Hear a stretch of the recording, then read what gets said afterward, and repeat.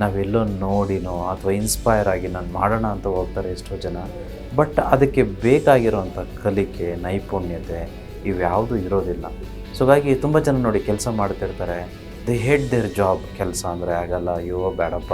ಇನ್ನೊಬ್ರನ್ಯಾರೋ ನೋಡ್ತಿರ್ತಾರೆ, ಆರಾಮಾಗಿ ನೋಡಿ ಬಿಸ್ನೆಸ್ ಮಾಡ್ತಾನೆ, ಅವ್ನು ಲಕ್ಷ ದುಡಿತಾನೆ, ನಾನು ಮಾಡಬೇಕಪ್ಪ ಹೋಗಿ ಅಂತ ಹೋಗ್ತಾರೆ. ಹೀಗೆ ಹೋದವರೆಲ್ಲ ಕಲ್ತಿರಲ್ಲ ಸಂಪೂರ್ಣವಾಗಿ. ಸೊ ಹಾಗಾಗಿ ಅವ್ರು ಲಾಸ್ ಆಗಿಬಿಡ್ತಾರೆ.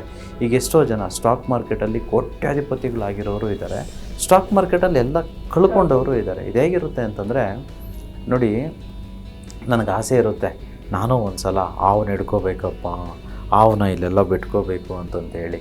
ಹಾಗಂತೇಳಿ ನಾನು ಹಾವು ಹಿಡಿಯೋದು ಕಲ್ತಿದ್ರೆ ಹಾವನ್ನ ಆರಾಮಾಗಿ ಹಿಡ್ಕೋಬೋದು, ಆಟ ಆಡಿಸ್ಬೋದು.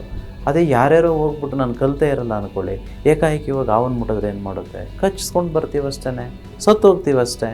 ಸೊ ಹಾಗಾಗಿ ಬಿಸ್ನೆಸ್ಸು ಅಷ್ಟೇ. ನಿಜವಾಗ್ಲೂ ಬಿಸ್ನೆಸ್ಸು ರಿಸ್ಕೇ ಇಲ್ಲ ರೀ.